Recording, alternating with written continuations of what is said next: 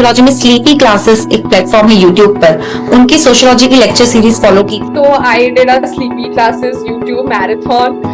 I would binge sleepy classes day and night. Sleepy classes के मैंने सारे lectures बहुत रिलीजियसली फॉलो करे हैं। मेरा स्लीपी के साथ इंटरेक्शन हुआ और मैंने हमारी वीडियो सीरीज सोशियोलॉजी पे पढ़ी हुई है, बहुत ही हेल्पफुल है। मैंने स्लीपी क्लासेस की ऑनलाइन वीडियोस देखी।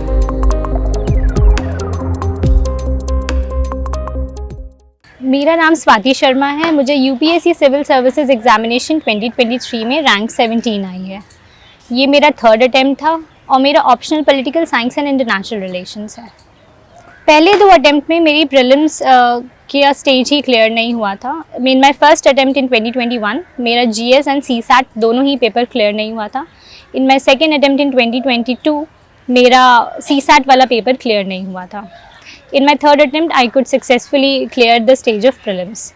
In my first two attempts, मुझे लगता है कि मेरी प्रॉब्लम ये रही थी कि सबसे पहला मेरे अंदर कॉन्फिडेंस नहीं था कि मैं एग्ज़ाम को हैंडल कर सकूं। एग्ज़ाम हॉल में जाते ही जो स्ट्रेस क्रिएट होता है उसमें मुझे बहुत इश्यूज़ आ रहे थे। सेकेंड चीज़ मैं ये बोलूँगी कि जो मैं मॉक्स वगैरह देती थी या टेस्ट देती थी उसका मैंने एनालिसिस अच्छे से नहीं किया था। थर्डली जो रिवीजन होता है, स्पेशली करंट अफेयर्स का रिवीजन, वो मेरी प्रेपरेशन में लैकिंग था। एंड फोर्थली सीसैट का जो इशू था वो मुझे मेरी सेकंड प्रेपरेशन तक रियलाइज़ हुआ है। तो इस चीज़ को सही करने के लिए मैंने एक बुक लिस्ट और स्ट्रैटेजी जो फॉलो की थी मैं वो आपको प्रेजेंट करती हूँ। जो सब्जेक्ट्स हैं हमारे पॉलिटी, इकोनॉमी, जियोग्राफी, इन सब के लिए मैंने अपनी बेसिक अंडरस्टैंडिंग एनसीईआरटी से ही स्टार्ट की थी, जो कि मैंने अपनी फर्स्ट अटेम्प्ट से लेके अभी तक कंटिन्यू रखी थी। उसके अलावा जो हम बुक्स पढ़ते हैं, Laxmikanth, Spectrum, Ramesh Singh for economics, मैंने यही सब पढ़ी थी। और कन्वेंशनली तो जो सारे टॉपर्स आपको रिकमेंड करेंगे वही था। एक एक्स्ट्रा मैंने सिर्फ ये किया था, जियोग्राफी की अंडरस्टैंडिंग के लिए अगर आप रुनाल सर की, रजनतुल मैम की वीडियोस देखते हैं तो वो आपकी अंडरस्टैंडिंग को थोड़ा और इन्हांस कर सकती हैं। बाकी हिस्ट्री के लिए बहुत सारे टॉपर के पीडीएफ्स अवेलेबल हैं टेलीग्राम चैनल्स पे, आप वहाँ से भी रेफ़र कर सकते हैं। टेलीग्राम के थ्रू आप ये हेल्प ले सकते हैं कि जो टॉपर के नोट्स है वो वहाँ पे फ्री ईजीली अवेलेबल है, तो आप उनसे भी हेल्प ले सकते हैं और अपने प्रीलिम्स और मेंस की प्रिपरेशन के लिए एक वैल्यू एडिशन ऐड कर सकते हैं। बुक लिस्ट की रिसोर्सेज को सप्लीमेंट करने की ज़रूरत है टेस्ट सीरीज़ से। मैंने अपने फर्स्ट अटैम्प्ट में विजन की टेस्ट सीरीज़ ली थी, सेकेंड अटैम्प्ट में मैंने बाजीराम की टेस्ट सीरीज़ ली थी और अपने थर्ड अटैम्प्ट में मैंने फोरम आईएएस की टेस्ट सीरीज़ ली थी। मेरे फर्स्ट टू अटैम्प्ट्स में मैंने अपने घर से ही प्रिपेयर किया था, तो मैंने टेस्ट सीरीज़ ऑनलाइन ली थी। मेरे थर्ड अटैम्प्ट में मैंने ऑफलाइन टेस्ट सीरीज़ ली थी। तो मेरा ये आपको रिकमेंडेशन रहेगा कि अगर आप किसी भी इंस्टीट्यूट की टेस्ट सीरीज़ को ज्वाइन कर रहे हैं तो जब तक आप उसके एनालिसिस नहीं कर रहे हैं या फिर आप अपनी वीकनेस को नहीं पहचान पा रहे हैं तो टेस्ट देने का उतना कोई ख़ास लॉजिक रह नहीं जाता। तो टेस्ट सीरीज़ से आपको 2-3 फ़ायदे हो सकते हैं। पहला फ़ायदा ये होता है कि आपको पता चल जाता है कि आपके कौन से सब्जेक्ट्स वीक हैं। अगर आपको वो पता चलता है तो आप उसके रिवीजन पे, या आप उसमें इंफॉर्मेशन लैकिंग है या आपको उसमें कॉन्सेप्चुअल क्लैरिटी नहीं है, ये आपको पता चल जाएगा। कुछ सब्जेक्ट्स होते हैं जैसे इकोनॉमिक्स, जियोग्राफी, जिसमें कि कॉन्सेप्चुअल क्लैरिटी बहुत मायने रखती है। तो इट इज़ इम्पॉर्टेंट कि आप अपने कॉन्सेप्ट्स पहले क्लियर करें, अपना फंडामेंटल बेसिस अच्छा बनाएं ताकि आपको क्वेश्चंस रियल एग्जाम में सॉल्व करने में ईजीनेस हो। फर्स्ट अटेम्प्ट में मैंने टेस्ट सीरीज़ ली थी पर मैं उन क्वेश्चंस को रेगुलरली सॉल्व नहीं कर पाती थी। साथ ही में मैंने उनका एनालिसिस करने में देरी कर दी थी। मैं टेस्ट सॉल्व करती थी बट मैं ये नहीं देखती थी कि मेरे गलतियाँ कहाँ हो रही है या गलतियाँ किस वजह से हो रही है। कभी कभी हम क्वेश्चंस को सही तरीके से पढ़ नहीं पाते हैं और वो हमारे क्वेश्चंस गलत होते हैं डिस्पाइट कि वो एक ईजी क्वेश्चन होता है। तो टेस्ट सीरीज़ सही से स्टार्ट करने का कोई एक पर्टिकुलर टाइम नहीं है, बट आई थिंक आप सेक्शनल टेस्ट स्टार्ट कर सकते हैं थोड़े अर्ली स्टेज से, ताकि आपके साइड बाय साइड एक सिलेबस भी कंप्लीट होते जाए और जब आप अपनी प्रीलिम्स की स्टेज पे शिफ्ट होते हैं फ्रॉम मेंस तो आपको थोड़ी इजीनेस भी आती है। सेकेंड चीज़ ये होती है कि फुल लेंथ टेस्ट जब आप स्टार्ट करते हैं तब आपके स्कोर्स अचानक से ड्रॉप डाउन होते हैं।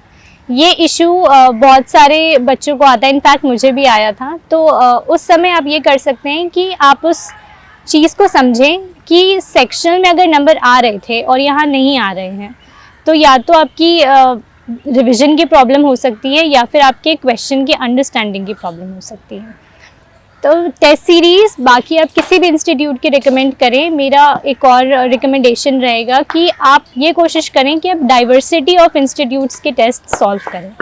आपको मार्केट में और ऑनलाइन रिसोर्सेज से इजीली टेस्ट अवेलेबल हो जाते हैं, तो अगर आप उन्हें सॉल्व करते हैं तो आपके क्वेश्चंस की डाइवर्सिटी एक बढ़ती है और साथ ही में आपको अलग अलग पैटर्न के क्वेश्चन सॉल्व करने का एक्सपीरियंस हो जाता है, जिससे आपकी जो एलिमिनेशन और कैलकुलेटेड रिस्क वाली जो सब बात करते हैं वो उसके लिए आपको ईजीनेस होती है। ये बात मुझे मेरे थर्ड अटेम्प्ट में रियलाइज़ हुई, क्योंकि मैंने अपने फर्स्ट और सेकेंड अटेम्प्ट में सिर्फ एक ही टेस्ट सीरीज़ पे रिलाई किया था, तो वो एक मोनोटोनस सा हो जाता है क्योंकि आप एक ही तरीके के क्वेश्चन सॉल्व करते हैं। मैंने अपने थर्ड अटेम्प्ट में आई थिंक जितने भी इंस्टीट्यूट्स अवेलेबल हैं, नेक्स्ट IIS, राउज IIS, इन सब के जो ओपन मॉक्स होते हैं दिल्ली में, वो मैं ऑफलाइन अटेंड करती थी और उनकी जो रैंकिंग है उसके थ्रू भी आप अपनी परफॉर्मेंस को अच्छे से एनालिसिस कर सकते हैं। फर्दर मेरे फर्स्ट अटेम्प्ट में एग्ज़ाम हॉल का एक बहुत इम्पॉर्टेंट रोल था।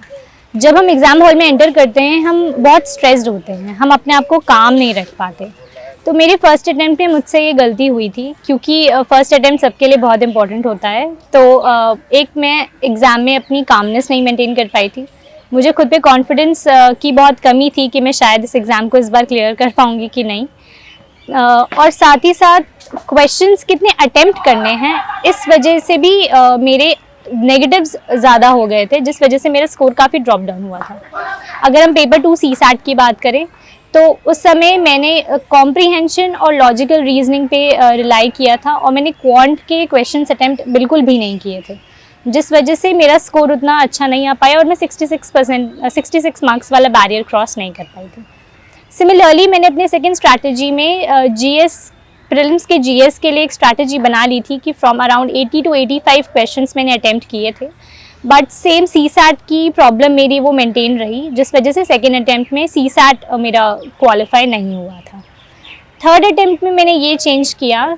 सबसे पहले तो मैंने CSAT का 0 IIS का क्रैश कोर्स लिया था ऑफलाइन, जिस वजह से मुझे ये हेल्प मिली कि बेसिक टू एडवांस्ड की मेरी एक अंडरस्टैंडिंग बन गई, जिस वजह से मुझे सिर्फ ना कॉम्प्रीहेंशन और लॉजिकल रीजनिंग बल्कि क्वांट के भी कुछ क्वेश्चंस आ पाए, जिस वजह से मैं अपना स्कोर इन्हांस कर पाई। साथ ही GS के प्रीलिम्स के टाइम थर्ड अटेम्प्ट में मैंने अपना क्वेश्चंस थोड़े और बढ़ाए, जहां मैंने 92 से 93 क्वेश्चंस अटेम्प्ट करती थी। सेम स्ट्रैटेजी मैंने मॉक्स में भी अपनाई थी, वही सेम मैंने एग्ज़ाम हॉल में भी रेसिप्रोकेट करने की कोशिश की थी। मेरे थर्ड अटेम्प्ट में एक और डिफरेंस मैंने लाई अपनी प्रिपरेशन में, जो कि था एक PYQ एनालिसिस, जो कि हमारी पूरी UPSC जर्नी का एक बहुत ही इंपॉर्टेंट पार्ट है।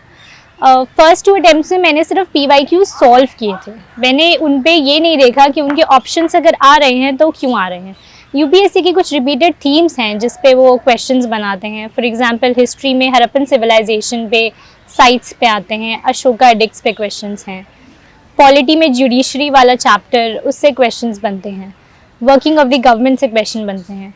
तो PYQ का एनालिसिस हमें इस तरीके से करना चाहिए कि अगर हम किसी साल के क्वेश्चन को सॉल्व कर रहे हैं तो अगर हम सिर्फ उसके आंसर्स को टिक ना करें, इट इज़ इम्पॉर्टेंट कि हम उसके ऑप्शंस पे भी ध्यान दें। फॉर एग्जांपल अगर हरप्पन साइट्स के बारे में पूछा गया है और उसमें 4 ऑप्शंस हैं, तो इट इज़ इम्पॉर्टेंट कि आप वो चारों साइट्स की इम्पोर्टेंस को जानें, वो साइट्स की क्या सिग्निफिकेंस रही है उस टाइम पे, और अभी अगर उन्हें कोई यूनेस्को का या किसी और का कुछ टैग मिला है तो आप उसकी इम्पोर्टेंस और बढ़ जाती है।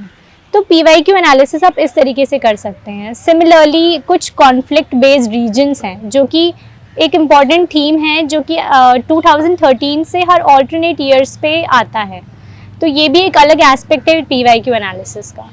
तो PYQ का analysis is very important. I think last के 1-1.5 महीने में आपको PYQ पे ज़्यादा फोकस करना चाहिए, not only for GS but also for CSAT। तो वो आपकी कट ऑफ क्लियर करने में बहुत हेल्प करते हैं। मेरी प्रिपरेशन मेनली स्टार्ट हुई थी 2020 के मिड में। 2 साल मैंने अपने घर पे रह के प्रिपेयर किया था और मैं अपने 23 वाले अटैम्प्ट के लिए 2022 नवंबर में दिल्ली आई थी। घर का मेरा एक्सपीरियंस ऐसे रहा था कि मुझे मेरे फैमिली की तरफ से पूरा सपोर्ट था कि मैं अच्छे से पढ़ पाऊँ, बट इन्वायरमेंट उतना बेटर नहीं था मेरे घर पे जो मुझे दिल्ली में मिला। इट इज़ एक चीज़ होती है जो आपको कॉन्फिडेंस देती है, एक सर्कल होता है जो आपके मिस्टेक्स को रिकग्नाइज करता है। वो सर्कल मिसिंग था मुझे घर में। घर पे मैं अकेले बैठ के प्रिपेयर करती थी बुक्स से, टेस्ट सीरीज से, बट बहुत सारी मिस्टेक्स थी। जैसे मैंने आपको बताया कि मैंने पेपर का एनालिसिस करना मुझे नहीं आता था, तो ये सारी चीज़ें थी जो वहाँ पे मिसिंग थी। जब मैं दिल्ली आई तो मेरी प्रिपरेशन में ये ट्रांसफॉर्मेशन आया कि जो ओपन मॉक्स हैं उनकी ऑल इंडिया रैंकिंग के थ्रू मेरी प्रिपरेशन इन्हांस हुई। प्लस मेरा फ्रेंड सर्कल ऐसा बना जहाँ पे लोगों को प्रीलिम्स की बेटर स्ट्रैटेजी पता थी, तो मैं उससे अपनी स्ट्रैटेजी को कंपेयर करके मेरी जो वीकनेस है उन पे काम कर सकती थी। बाकी अगर आपको घर से प्रिपेयर करना है, आपको ऑनलाइन रिसोर्सेज फॉलो करने हैं, तो I think it is important कि आपकी प्रिपरेशन में एक इंसान ऐसा होना चाहिए जो आपको करेक्टली गाइड कर सके। अगर आपके पास सही गाइडेंस है तो सेल्फ प्रिपरेशन से भी ये एग्ज़ाम और इजी हो जाता है। प्रीलिम्स के लिए जो मेरे सब्जेक्ट्स मुझे थोड़े वीक लगते थे वो थे हिस्ट्री और करंट अफेयर्स। करंट अफेयर्स के लिए मैंने अपनी प्रिपरेशन ऐसे इन्हांस की कि मैंने मंथली मैगज़ीन और न्यूज़पेपर को बहुत अच्छे से पढ़ना स्टार्ट किया। मैंने न्यूज़पेपर पे थोड़ा और टाइम देना स्टार्ट किया। इंडियन एक्सप्रेस का जो एक्सप्लेन्ड पेज है वो आपकी अंडरस्टैंडिंग को काफ़ी अच्छे से इन्हांस करते हैं, चीज़ों को इकोनॉमिक्स के पर्सपेक्टिव से, स्पेशली इकोनॉमी में वो बहुत हेल्प करते हैं। एक्सप्लेन पेज को पढ़ने से आपकी अंडरस्टैंडिंग इन्हांस होती है। और स्टार्टिंग में जब हम न्यूज़पेपर स्टार्ट करते हैं तो हमें काफ़ी टाइम लगता है, अराउंड 1.5 आवर्स लग जाते हैं, बट हमें लगता है कि हमें उससे कुछ प्रोडक्टिवली गेन नहीं हो रहा। बट अगर हम उस न्यूज़पेपर रीडिंग को मोमेंटम के साथ कंटिन्यू करते हैं तो हमारा एक रीडिंग टाइम कम होता है और हमारी अंडरस्टैंडिंग इतनी अच्छी हो जाती है कि हम चीज़ों को पढ़ के अपने यूपीएससी के सिलेबस से रिलेट कर पाते हैं। तो न्यूज़पेपर को सिलेबस से लिंक करना, आई थिंक वो बहुत इंपॉर्टेंट है। वो आप तब कर पाएंगे जब आपके सिलेबस को आप अपने सामने रखें, आप उसे एटलीस्ट डेली एक बार पढ़ें सो दैट आप उसको न्यूज़पेपर से लिंक कर पाएँ। करंट अफेयर्स के लिए न्यूज़पेपर के अलावा विजन आईएएस की मंथली मैगजीन आप फॉलो कर सकते हैं, जिससे आपकी प्रिपरेशन में आपको एक और डायरेक्शन मिल जाएगी कि कौन से इम्पॉर्टेंट पॉइंट्स हैं जो आपने शायद मिस कर दिए हों न्यूज़पेपर में। दूसरी चीज़ ये है कि हिस्ट्री मुझे वीक लगता था, उसे ठीक करने के लिए मैंने PYQs पे बहुत ज़्यादा फोकस करना स्टार्ट किया। अपार्ट फ्रॉम सेक्शनल टेस्ट्स जो कि मार्केट में अवेलेबल हैं, मैंने फोरम IAS के SFG के जो टेस्ट्स अवेलेबल हैं मैंने वो यूज़ किए थे अपनी थर्ड अटेम्प्ट की प्रिपरेशन में। बाकी PYQs की जो रिपीटेड थीम्स हैं आप उन पे फोकस करेंगे तो आई थिंक आपकी जो भी सेक्शन वीक है उस पर आप इन्हांस कर सकते हैं। करंट अफेयर्स की प्रिपरेशन के लिए एक और चीज़ है कि हम जनरली सोचते हैं कि 2 साल या 3 साल की करंट अफेयर्स इनफ हैं या 1.5 ईयर्स के करंट अफेयर्स इनफ हैं। ऐसी कोई पर्टिकुलर टाइमलाइन नहीं है कि आपको इतने साल के करंट अफेयर्स पता होने चाहिए, बस आपकी अंडरस्टैंडिंग इतनी अच्छी बन जानी चाहिए through newspapers and through monthly magazines कि आप क्वेश्चन को अंडरस्टैंड कर पाएँ। यूपीएससी के प्रीलिम्स के क्वेश्चन से मेरी अंडरस्टैंडिंग ये रही है कि करंट के क्वेश्चंस हमेशा स्टैटिक से मिलते जुलते ही आते हैं, या फिर वो अगर करंट के आते हैं सोलली बेस्ड तो वो एकदम रीसेंट आएंगे 1.5 ईयर्स के अंदर। तो आई थिंक अगर आप 1-1.5 साल का करंट अफेयर्स कवर कर लेते हैं तो वो इनफ होता है आपकी करंट अफेयर्स की प्रिपरेशन के लिए। प्रीलिम्स की बुक लिस्ट के अलावा इट्स इम्पॉर्टेंट कि आप उसके शॉर्ट नोट्स बनाएं। मेरे फर्स्ट 2 अटैम्प्ट्स में मेरे नोट्स बहुत बल्की थे जिन्हें मैं लास्ट मिनट रिविजन नहीं कर पाई थी। ऑल्सो इट इज़ इम्पॉर्टेंट कि आप प्रीलिम्स के लिए अपने नोट्स कम से कम 3 बार तो रिवाइज़ करें। मैंने अपनी थर्ड अटैम्प्ट की प्रिपरेशन में अपने नोट्स को 4 से 5 बार का रिविजन का टाइम बनाने का टारगेट रखा था। मैंने अपनी लास्ट 1.5 मंथ की प्रीलिम्स से पहले की प्रिपरेशन में एटलीस्ट अपने सिलेबस को अपने प्रीलिम्स के नोट्स को 2 बार रिवाइज़ किया था। थर्ड अटेम्प्ट में मैंने ये चेंज लाया था बिकॉज़ मुझे हिस्ट्री के साइट्स और डेट्स वगैरह में प्रॉब्लम होती थी, तो मैंने इस बार उन्हें मैप्स के थ्रू पढ़ना स्टार्ट किया था। तो आप ये स्ट्रैटेजी अपना सकते हैं अगर आपको लोकेशन और साइट्स को याद करने में प्रॉब्लम होती है। सिमिलर स्ट्रैटेजी आप जियोग्राफी के लिए भी कर सकते हैं because reverse, national parks, wild life centuries ये एक इम्पॉर्टेंट एस्पेक्ट है हमारी प्रिपरेशन का, तो आप उन्हें मैप्स के थ्रू पढ़ सकते हैं। पॉलिटी के लिए मैंने लक्ष्मीकांत में ही इम्पॉर्टेंट लाइंस हाईलाइट कर ली थी और उनकी मल्टीपल रिविजन्स पे फोकस किया था। इकोनॉमिक्स के लिए भी अगर कुछ ऐसा है जो हमारे करंट में बहुत ज़्यादा इन्फ्लुएंस कर रहा है हमारी इकोनॉमी पे या फिर हमारी ग्लोबल इकोनॉमी पे, तो उसके आप शॉर्ट नोट्स प्रिपेयर कर लें। साथ ही में जो आप टेस्ट सीरीज़ लगाते हैं उनसे अगर आपको कोई ऐसा क्वेश्चन मिल रहा है जो आपको लगता है कि ये हमारी मे बी यूपीएससी पूछ सकती है, ये करंट में काफ़ी रिवॉल्व कर रहा है, तो आप उसके लिए एक सेपरेट नोट बना लें। टेस्ट सीरीज़ जब आप सॉल्व करते हैं प्रीलिम्स की, तो नोट मेकिंग के एडिशन में आप ये चीज़ ज़रूर करें कि जितने भी आपके नेगेटिव्स हैं वो आप एक बुक में, एक कॉपी में छोटी सी मेंटेन कीजिए, जिसमें आप ये लिखते जाइए कि आपकी ये चीज़ें गलत हो रही थी और आपको इनके ऊपर काम करना है। भले ही अगर वो कोई इजी क्वेश्चन है बट आपने उसे रीडिंग की वजह से गलत किया है, तो आई वुड रिकमेंड कि आप उसे भी लिखें, ताकि आप एग्ज़ाम हॉल में आपको ये रिमाइंड करा सके खुद को कि इजी क्वेश्चंस पे भी आपको अच्छे से ध्यान देना है, ताकि एटलीस्ट वो क्वेश्चंस आपके गलत ना हो। I think I was scrolling YouTube one day and I came across one of your videos and I'm so thankful to that day that I was scrolling it. Videos में conceptual clarity और ये सब काफी ज्यादा theory of ideas जैसे मैंने देखा था, मुझे अच्छे से याद है मैम। स्लीपी क्लासेस का बहुत बड़ा रोल है मेरे सोशियोलॉजी के 280 मार्क्स में। Shekhar sir's YouTube videos proved to be a very help. I also joined answer writing. I also joined test series and sleepy classes. I completely relied on your channel. अब हम exam hall की strategy के बारे में बात करते हैं। Exam hall की स्ट्रैटेजी में इट इज़ इम्पॉर्टेंट कि आप बहुत ज़्यादा काम रहें, आप कॉन्फिडेंस लैक ना करें, आप पेपर को देख के घबराएं नहीं। साथ ही में ऐसा मानना है कि करंट अफेयर्स का ज़्यादा वेटेज आ रहा है हमारे प्रीलिम्स के क्वेश्चन पेपर में, बट ऐसा नहीं है। अगर आप स्टैटिक पोर्शन अपना अच्छे से स्ट्रॉन्ग करके जाएंगे तो करंट अफेयर्स के कुछ क्वेश्चंस ऐसे होते हैं जो आप स्टैटिक की नॉलेज से भी वहाँ पे सॉल्व कर पाते हैं अपनी कॉमन सेंस यूज़ करके। सेकेंडली बात होती है एलिमिनेशन ट्रिक की। तो ये जो एलिमिनेशन ट्रिक है उसमें आप तब अच्छे से एलिमिनेट कर पाएंगे चीज़ों को जब आप टेस्ट इतने सॉल्व कर लेंगे कि आपकी एक टेक्निक बन जाएगी सॉल्व करने की, तो तब आप कॉमन सेंस अच्छे से अप्लाई कर पाते हैं। तो आपकी एलिमिनेशन टेक्निक जो कैलकुलेटेड रिस्क लेने की बात है वो आप सही से कर सकते हैं। थर्डली आई वुड रिकमेंड कि आप OMR शीट्स को काफ़ी ध्यान से भरें। बहुत सारे बच्चे हैं जो घबराकर या स्ट्रेस में आकर अपनी OMR शीट को क्वेश्चन देखते नहीं हैं और वो ऑप्शन गलत मार्क हो जाते हैं। तो ये एक बहुत डिसहार्टनिंग सा चीज़ होता है जब आपको चीज़ें आती हैं बट स्टिल आपके क्वेश्चंस गलत होते हैं।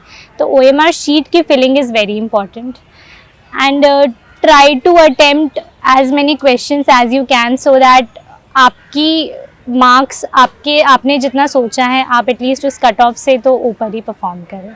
ऐसा हम सोचते हैं कि हमें वहाँ पे ज़्यादा क्वेश्चंस आते होंगे बट ऐसा नहीं हो पाता है। इनफैक्ट मुझे भी अराउंड 50 to 60 क्वेश्चंस ही थे, 65 to be exact may be, जो मुझे अच्छे से आते थे। रेस्ट क्वेश्चंस जो थे वो हम कॉमन सेंस यूज़ करके ही वहाँ पे सॉल्व करते हैं।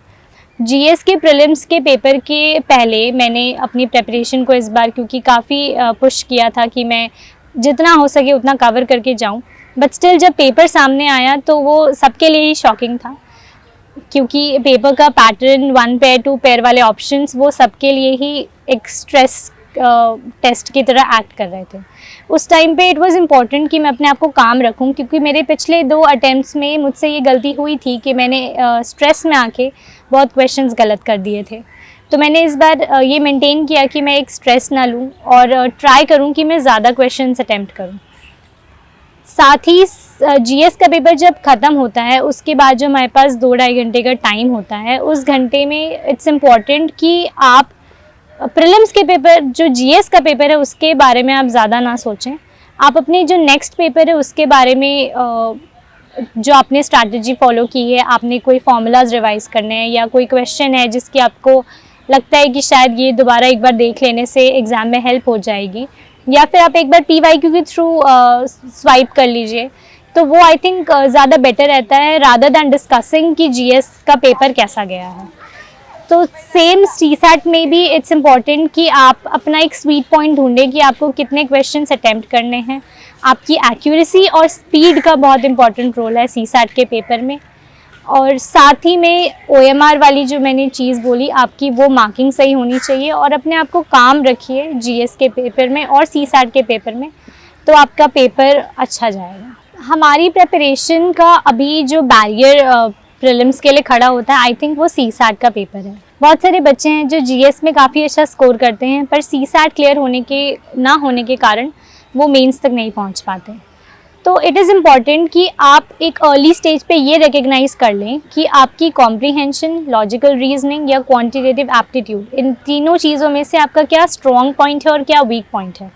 इट्स इम्पॉर्टेंट कि आप जब पेपर सॉल्व कर रहे हैं तो आपके क्वेश्चंस एक तरफ वेड ना हो, वो एक बैलेंस्ड पेपर हो जहाँ से आप तीनों सेक्शंस में से इक्वली नहीं तो कम से कम 40-60 के रेशो को लेके आप पेपर को सॉल्व करें, ताकि आपको ये डर ना रहे कि अगर कॉम्प्रीहेंशन में बाई चांस मेरे ज़्यादा गलत हो जाएं तो मेरा LR और क्वांट मेरे पेपर को सेव कर ले।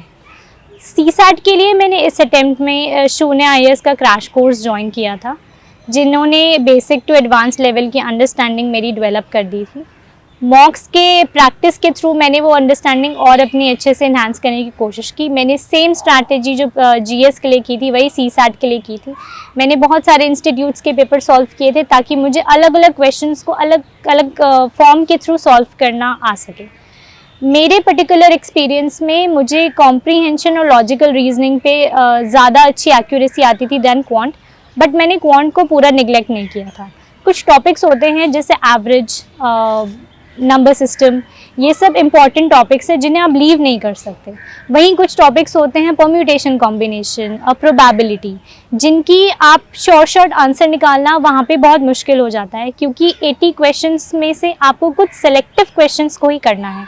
इट्स नॉट इम्पॉर्टेंट कि आप 80 के 80 क्वेश्चंस करें।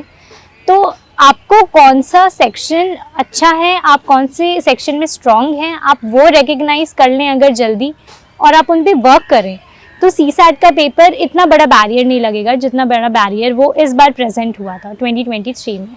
प्रीलिम्स की प्रिपरेशन के लिए मेरी अपनी तरफ से ये रिकमेंडेशंस रहेंगी कि कुछ सब्जेक्ट्स हैं जैसे पॉलिटी, इकोनॉमी, एनवायरनमेंट, ये सारे सब्जेक्ट्स को आप निगलेक्ट ना करें। इन पे आप काफ़ी अच्छी अंडरस्टैंडिंग डेवलप करें और कोशिश करें कि आप इसमें कम से कम 80 to 90% की एक्यूरेसी ला सकें। ये सारे सब्जेक्ट्स वो सब्जेक्ट्स हैं जिन पे मोस्टली बच्चे सही आंसर करते हैं, तो आप इन एरियाज़ को निगलेक्ट नहीं कर सकते। सेकेंडली मेरी ये रिकमेंडेशन रहेगी कि आप जब एग्ज़ाम हॉल में जाएं तो आप एक फ्रेश क्लियर माइंड से जाएं। आपने जितना भी प्रिपेयर किया है वो इनफ है, आप ये सोच के जाएं। UPSC एक ऐसा एग्ज़ाम है जिसका सर्टेनिटी तब तक नहीं रहती जब तक रिजल्ट्स नहीं आते। तो रादर दैन थिंकिंग कि एग्ज़ाम क्लियर होगा फर्स्ट स्टेज या नहीं होगा, आप ये सोचें कि आपके पास जो है आप उससे कैसे बेस्ट कर सकते हैं उन 2 घंटों में, चाहे वो प्रीलिम्स GS की बात हो या CSAT की बात हो। आपको अपना बेस्ट परफॉर्म करना है, आपने वो अपनी स्ट्रेंथ्स पे खेलना है, आपको अपनी वीकनेस को रिकग्नाइज करना है और काम रहना है। थर्डली मैं ये चाहूँगी कि आपसे जितना हो सके ये लास्ट मंथ में आप उतने टेस्ट सॉल्व करिए, अपनी मिस्टेक्स को एनालाइज करिए। अगर आपको एनालिसिस करना नहीं आ रहा है तो आप अपने पीयर ग्रुप में अगर कोई है जिनके प्रीलिम्स काफ़ी स्ट्रॉन्ग हैं तो आप उनसे हेल्प लें, उनसे बात करें और अपनी स्ट्रैटेजी को इतना शॉर्ट बनाएं कि आपकी कट ऑफ क्लियर होने के चांसेस और बढ़ जाएं। प्रीलिम्स की प्रिपरेशन के लिए इट इज़ इम्पॉर्टेंट कि आप अपना सुबह वाला जो टाइम है वो अब थोड़ा प्रोडक्टिव बनाना स्टार्ट करें, बिकॉज़ एग्ज़ाम दिन में होने वाला है। आपके ब्रेन में एक ये चीज़ स्टक हो जानी चाहिए कि मुझे सुबह में और दोपहर में प्रोडक्टिवली परफॉर्म करना है। मैं अपनी प्रिपरेशन के 1-2 महीने पहले से मैंने सुबह में एक पेपर और जो आफ्टरनून सेशन होता है उसमें CSAT का पेपर सॉल्व करना स्टार्ट कर दिया था और साथ ही साथ अपने रिवीजन पे फोकस किया था। तो आप भी ये चीज़ कर सकते हैं ताकि आपकी एक प्रैक्टिस बन जाए और जो एग्ज़ाम का रियल डे है उस दिन आपको ये ना लगे कि आप कुछ डिफरेंट कर रहे हैं। It would be like any other mock that you are giving but in some other place and some other environment. बाकी आपको ऐसा फील नहीं करना चाहिए कि उस दिन आप कैसा परफॉर्म करेंगे, रादर आप ये सोचिए कि जो भी है आप अपना बेस्ट देंगे। बहुत लोगों के सवाल होते हैं कि हमारे टॉपर्स के टाइम टेबल क्या डिफरेंट होते हैं बाकी एस्पिरेंट्स से। तो आई थिंक वो सबकी अपनी चॉइस होती है कि उन्हें कब पढ़ाई करनी है। अगर बात करें कितने घंटे पढ़ाई करनी है, तो मेरी जनरली 8 to 9 आवर्स की पढ़ाई हुआ करती थी, जो सुबह 8 to 9 AM से स्टार्ट होती थी। बीच बीच में 1-1, 2-2 घंटे के इंटरवल्स होते थे, जिस बीच में मेरा लंच और शाम के थोड़े फ्रेंड्स के साथ, पीयर ग्रुप्स के साथ डिस्कशन वगैरह इन्वॉल्व थे। बट ये इम्पॉर्टेंट है कि आप जितने घंटे भी स्पेंड कर रहे हैं वो बहुत प्रोडक्टिव आवर्स हों। आप सिर्फ बुक्स लेके अपना टाइम नहीं, अपनी एनर्जी नहीं, बल्कि आप अपनी एक विल इन्वेस्ट करें उसके ऊपर, जिससे आपके अंडरस्टैंडिंग और सिलेबस की डिमांड को आप कंप्लीट कर सकें।